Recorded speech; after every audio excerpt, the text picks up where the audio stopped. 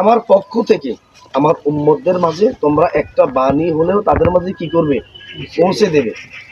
তো দায়িত্বটা হাদিসের মধ্যে রাসূল বলেছেন, ইন্নাল উলামাউ ওয়ারাসাতুল আম্বিয়া, আলেমগণ হচ্ছে নবীদের উত্তরসূরি।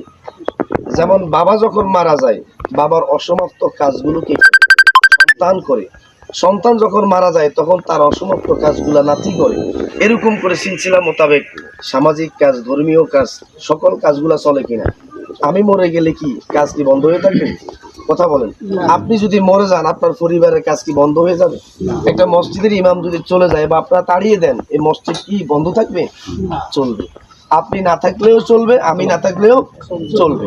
এই জন্য যে রাসূল আমাদের উপরে যে জিম্মা দিয়ে গেছে, এই জিম্মাটা আমরা মানুষের মাঝে পৌঁছে গেছে।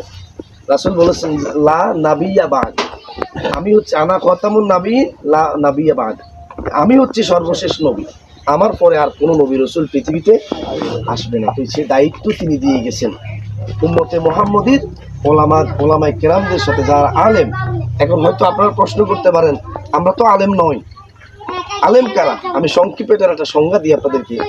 আলেম হচ্ছে যারা কোরআন, হাদিস, সুন্নাহ সম্পর্কে, শরীয়তের মাসলা মাসাইল সম্পর্কে, ফিকহ সম্পর্কে যারা কিছু জানেন, এরা হচ্ছে আলেম।